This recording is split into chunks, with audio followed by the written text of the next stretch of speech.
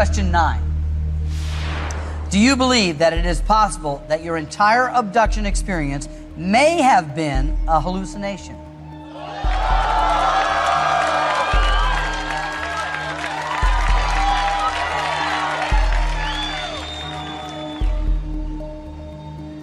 No. That answer is true. That says quite a bit. So this whole experience must have really put Snowflake on the map. Yes, Yeah? very much so. Sort of divided the town. How did it divide the town? You had believers and non-believers? Yeah, sometimes right down the middle of marriages. One partner believed and one didn't. Question 10. Do you think most people in your hometown believe you were abducted by aliens?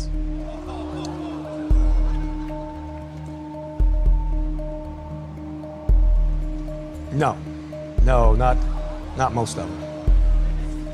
That answer is true. 10 truthful. However, I Yes. think the percentage of people that believe has increased over time, not gone down. So, you know, as more of the true facts Yes. came out, belief increased. Brings me to this question. It's worth $25,000, and it is a pretty personal question. Okay, shall we continue? Okay. Question 11. Do you sometimes feel as if your abduction experience ruined your life?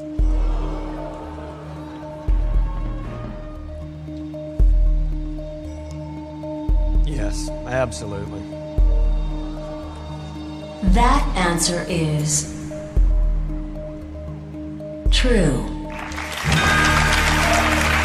Well, congratulations, that's $25,000. You've answered 11 truthfully, that's $25,000. It's your money, but we can add to it 4 more truthful answers. We get to $100,000. So would you like to continue?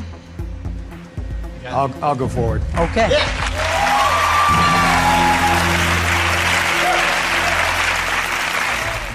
Before we get to the next question, can you tell us what happened in your own words that day? Well, it was just a crew of guys that put in some hard work in the woods and were headed home in the evening. And, What were you doing? Were you logging? Yeah, we were cutting trees for fire control. Okay. So you'd worked a long day, now you're heading home and you're in a pickup truck? Yeah, it was a double cab truck, so Sure. all 7 of us fit in one truck. And it's nighttime? Yes. We saw this object glowing through the trees. First, we didn't know what it was, but when we got closer where we could see it, boom, there it was. It was unmistakable. Less than 100 feet away, it was this object hovering there. What was the shape of the object? It was a disc-shaped metallic object outlined against the sky. So I threw open the door, headed towards it, kind of showing off, being a hotshot in front of the rest of the crew, and I got too close. What happens then? Well, I could hear this sound as I got closer, but when I got right up there, suddenly the sound got louder, and it started to move and rise up a little bit. And so I jumped for cover. There was some logging debris there. I got down behind a log, and those guys were yelling at me to get away from there. Some of them were swearing, and they were pretty excited. You know, they wanted to split. And by then, I was pretty terrified myself. I realized what a dumb thing that was to do. Yeah. So I made up my mind to get the hell out of there. And so I raised up, got ready to sprint, and just as I straightened up, boom. Those guys said they saw a blast of energy come out of that thing that just threw me back through the air.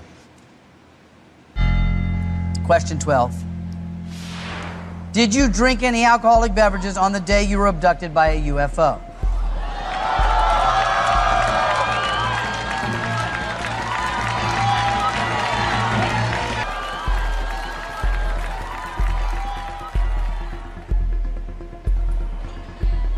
You know, there's times I wish I could say that's what it all was. I just got too much. But no, I didn't have a drop.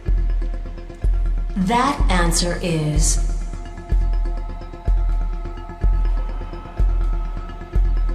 true.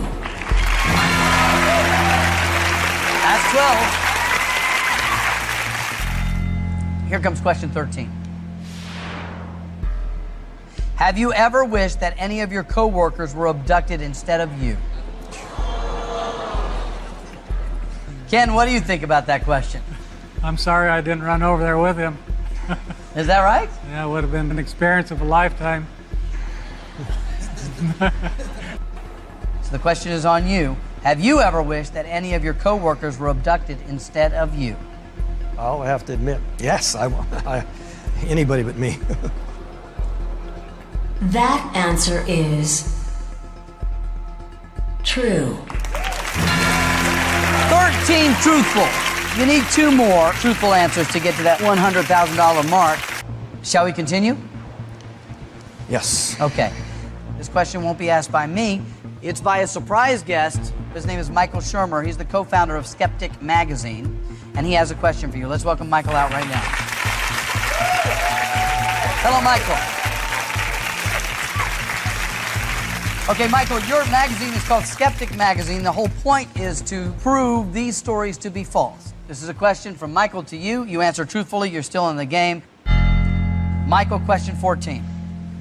Travis, do you have any evidence to support your claim of being abducted?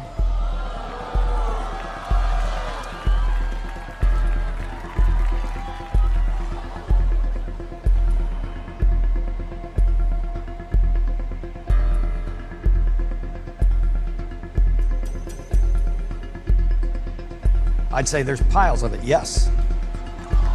That answer is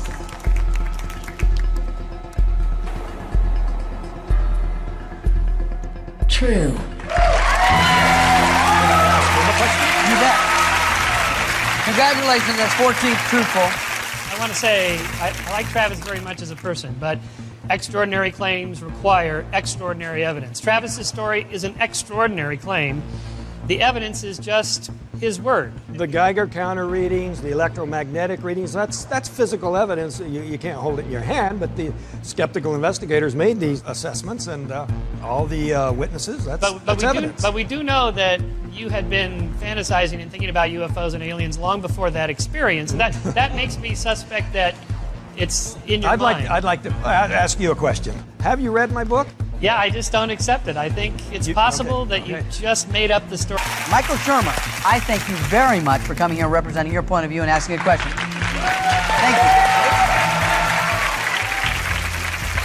Well, that was a surprise. It was a surprise, but you know we have surprises, my friend. That's one of the things we're good at. Let's continue. You've answered 14 truthful. If you answer the next question truthfully, it's $100,000.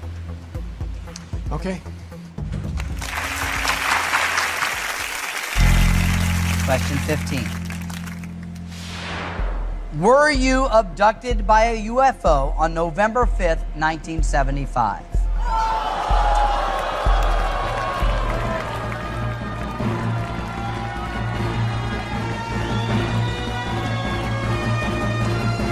The moment of truth will continue.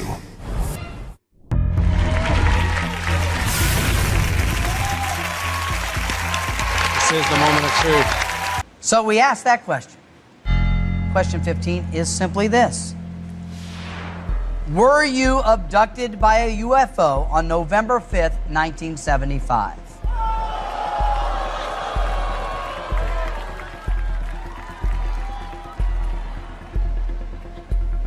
Yes. That answer is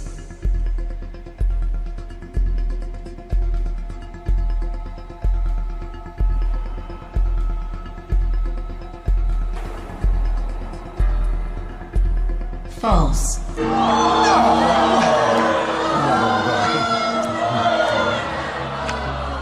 Well, Travis, I told you at the very beginning of this show that I'm not a skeptic.